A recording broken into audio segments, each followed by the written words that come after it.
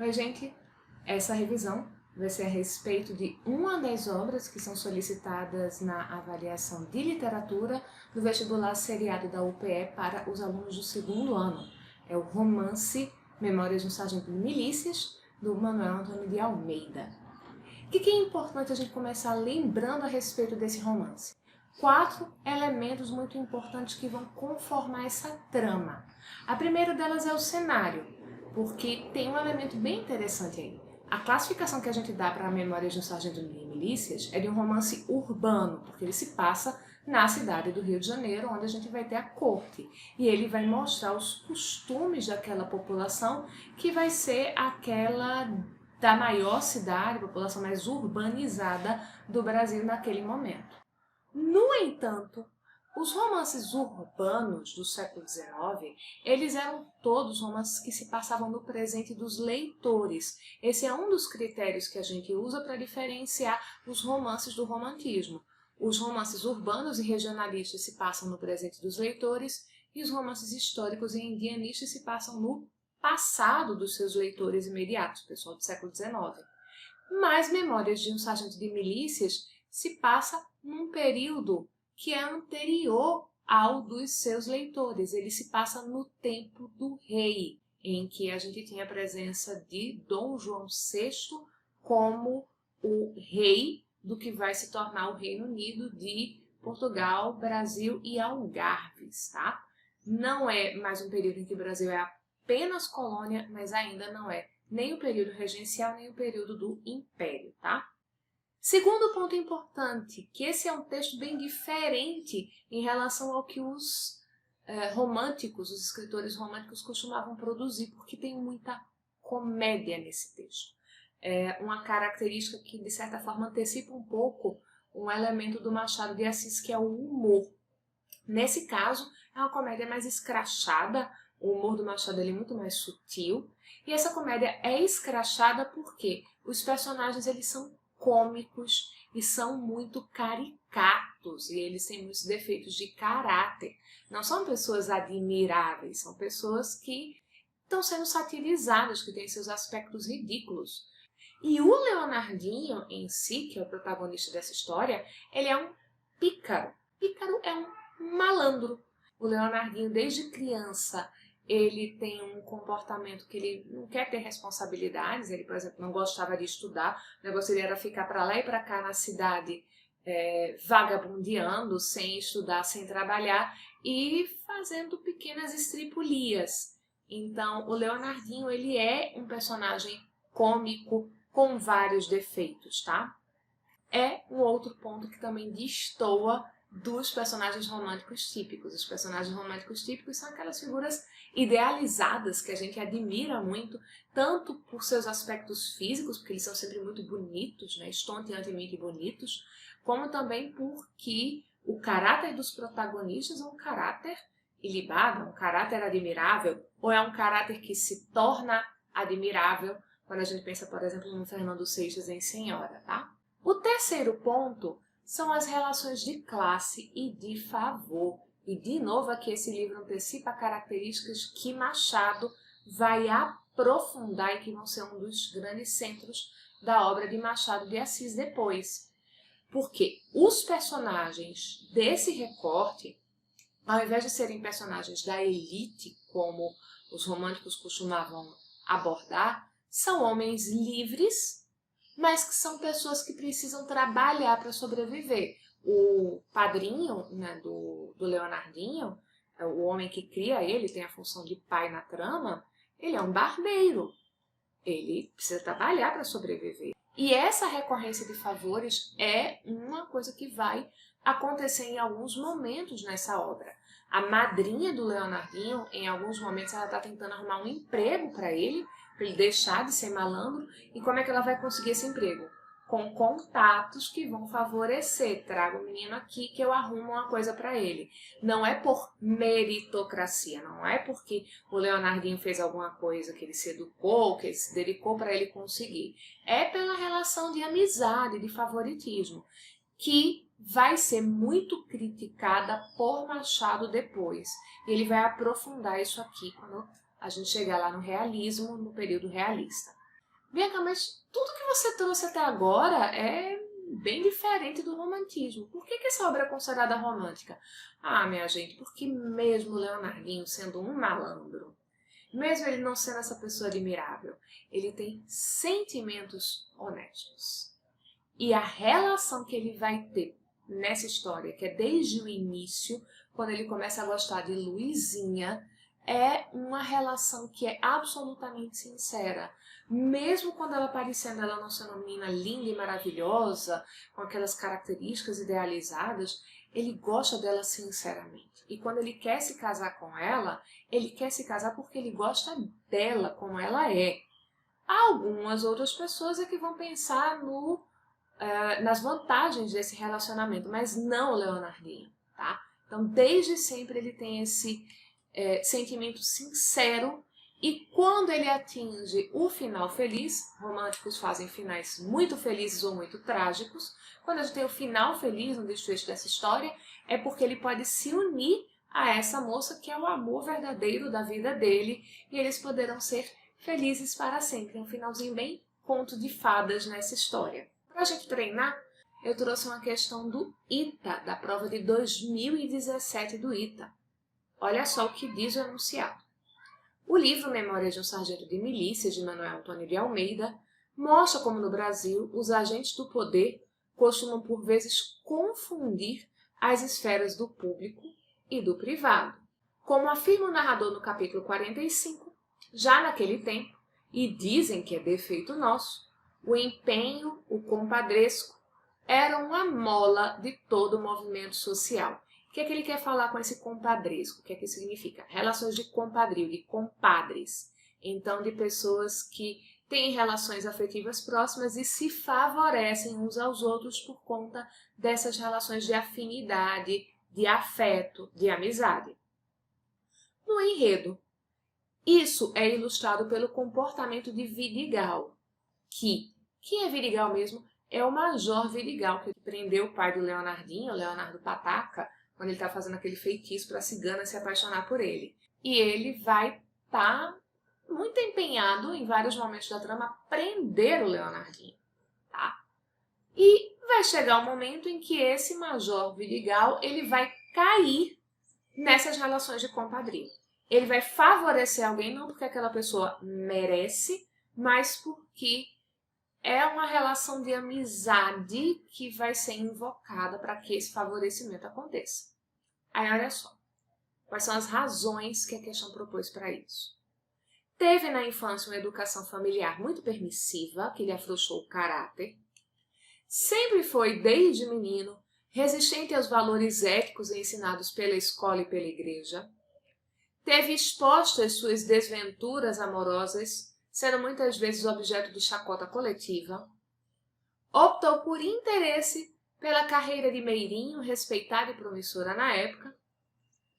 Revelou ter um caráter não tão rígido ao ceder aos apelos de sua amante. Olha só, gente. A alternativa A e a alternativa B se encaixam muito para falar do Leonardinho. Porque o padrinho, que foi quem criou ele, foi permissivo, a madrinha reclama muito disso, e ele era também muito resistente à educação da escola e à educação da igreja. Então, o padrinho não conseguia educá-lo por ser permissivo e ele foi resistente a essas duas instituições de educação, tá?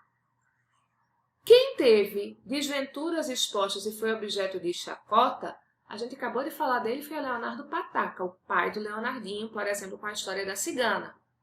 E também foi ele que optou pela carreira de meirinho. O primeiro personagem que a gente conhece no romance é o pai do Leonardo, com a descrição de como era a função do meirinho, o que ele fazia. Então, a resposta está na alternativa E. Revelou ter um caráter não tão rígido ao ceder aos apelos de sua amante. O Major Vidigal parece ser esse cara muito rígido que vai sempre agir de acordo com a lei. Até que a amante dele, uma mulher chamada Maria Regalada, regalada a gente vem de presente, tá? Se dar um regalo e dar um presente para uma pessoa, ela recebe o apelo de Dona Maria uma amiga da família Leonardinho, uma amiga da madrinha dele, a tia de Luizinha, para que ele soltasse o Leonardinho, que tinha sido preso pelo próprio Major Vidigal. E aí, como é um pedido da amante da Maria Regalada, ele cede. Ele favorece Leonardinho porque há interferência de pessoas amigas no caso. Ok? Segundo ponto que a gente precisa falar sobre Memórias de um Sargento de Milícias é a classificação dessa obra em relação à sua estrutura. A gente pode abordar essa obra como sendo uma novela, tem argumentos para isso, e também podemos falar como um romance. O que baseia você dizer que é uma novela? Uma coisa para você prestar atenção se está lá dizendo, olha, é uma novela, já que, por quê? A grande razão é que os episódios eles costumam ser independentes. Uma coisa não costuma causar, provocar outra. Por exemplo, o pai do Leonardo, né, o Leonardo Pataca, ser preso pela cigana é engraçado, ele é alvo de chacota, é motivo de vexame, mas não tem nenhuma grande repercussão por isso. Ele não vai ser processado, ele não vai perder o cargo dele de meirinho, não tem nenhuma consequência maior para a trama. Então tem poucas relações de causa e consequência entre os eventos que vão se desenvolver ao longo da história. Essas relações são frouxas. Isso é típico das novelas. Ali, quando a gente está falando das novelas de cavalaria, costumava acontecer isso. Um cavaleiro está indo numa missão, de um ponto A para um ponto B, passa por várias cidades, e aí em cada uma delas ele resolve um problema, enfrenta um monstro, um dragão, um cavaleiro mau, enfim, resolve um problema e segue essa jornada sem que tenha grandes interferências nesse arco maior. Isso é uma coisa típica da novela. É como série de televisão do tipo House. O paciente dessa semana não interfere na história da semana seguinte e o arco maior que está sendo cumprido, tá? Mas é possível também chamar essa obra de romance. Por quê? Tá?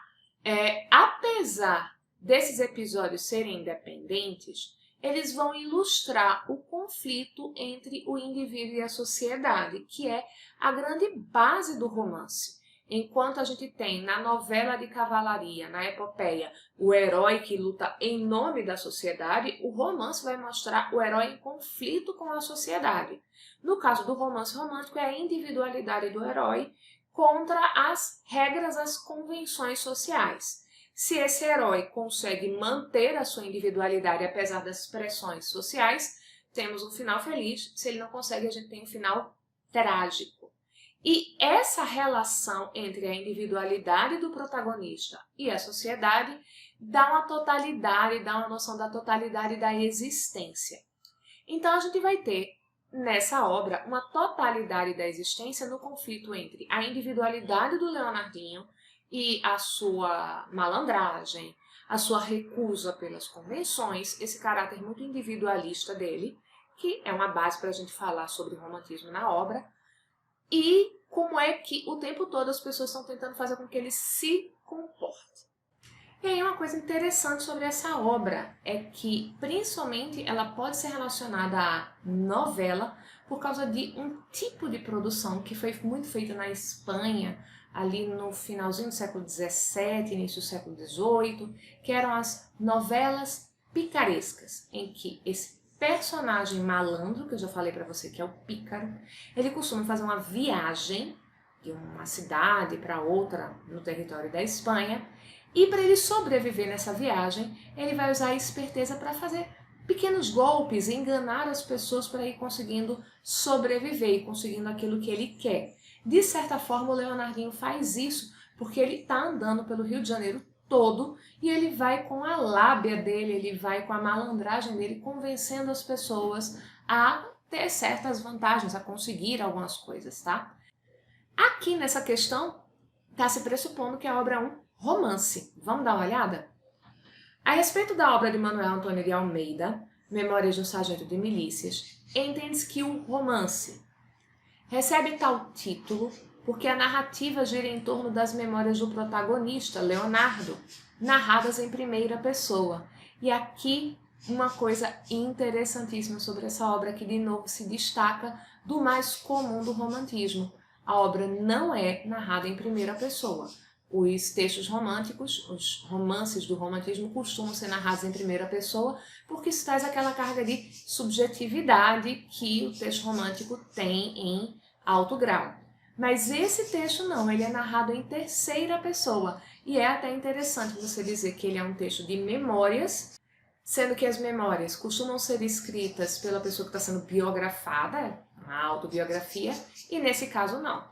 É um texto que está sendo escrito por outra pessoa que a gente não sabe quem é o narrador. Ganha esse título em alusão ao fato histórico envolvendo o refúgio da família real no Brasil no início do século XIX. Não, já é no tempo em que o reinado de Dom João VI está sólido, não é no tempo em que o rei chegou não, tá gente? Já tem uma organização estrutural ali, por exemplo, com a organização da justiça, com os meirinhos, tá? Evoca a construção de um passado, representando com certa objetividade os costumes e hábitos da sociedade carioca, registrando até mesmo a maneira de viver das classes não dominantes. Rapaz, parece que está tudo certo aqui. Ele não diz que é objetivo, diz que é uma certa objetividade, que tem costumes da sociedade, o que está correto, e que registra a forma de viver de classes não dominantes. A gente falou sobre isso agora há pouco. Reserva porque parece que essa é a resposta correta. Vamos ver se há erros nas alternativas D e E.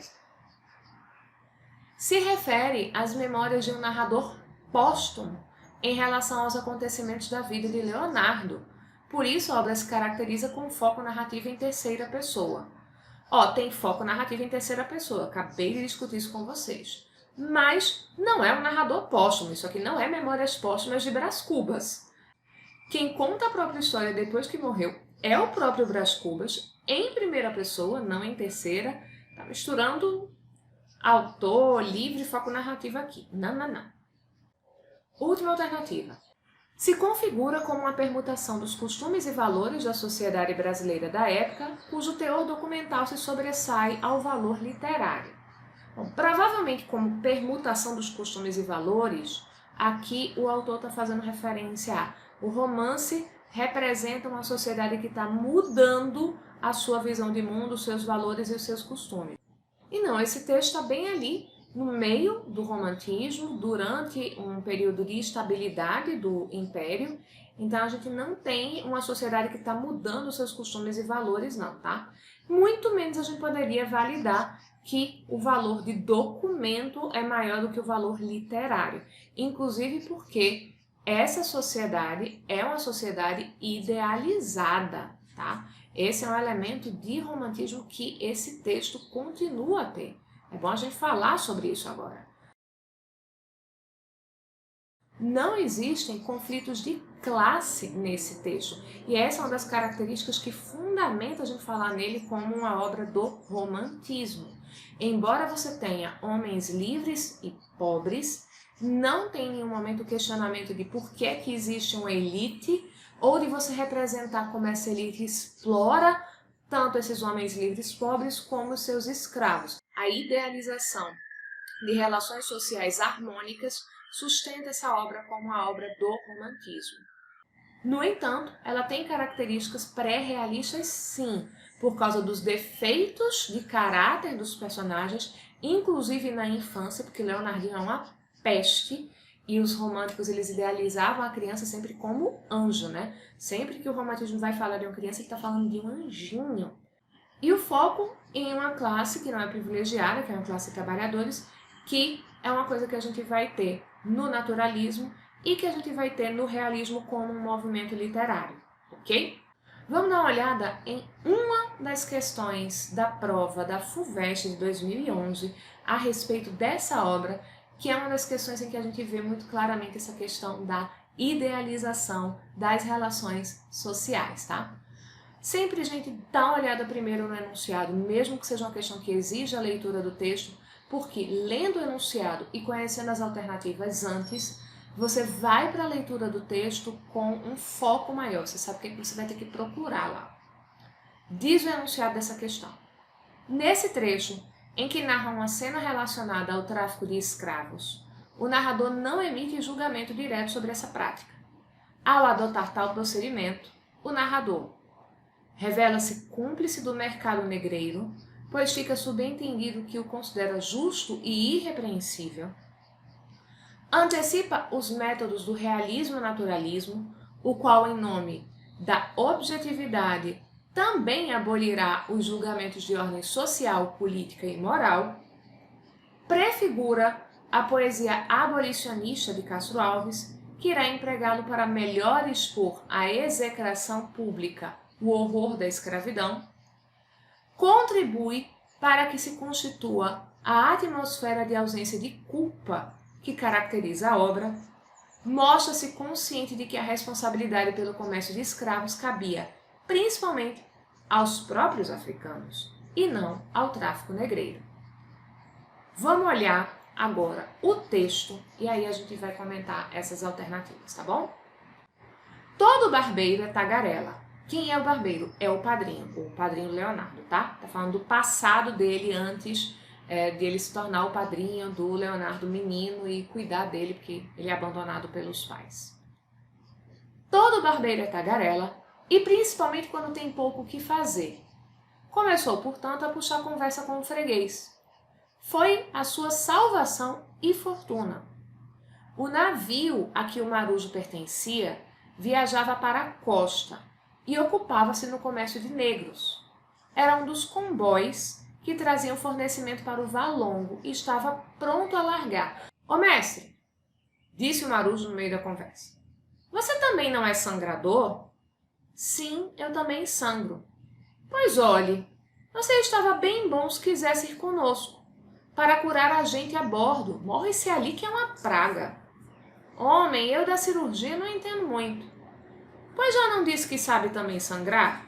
"Sim, então já sabe até demais." No dia seguinte, saiu nosso homem pela barra fora. A fortuna tinha-lhe dado meio, cumpria sabê-lo aproveitar. De oficial de barbeiro, dava um salto mortal a médico de navio negreiro. Restava unicamente saber fazer render a nova posição. Isso ficou por sua conta. Então, assim, ele não é médico, ele não tem conhecimento de medicina. O que ele sabia fazer era aplicar alguns cortes para a pessoa sangrar sem ela morrer.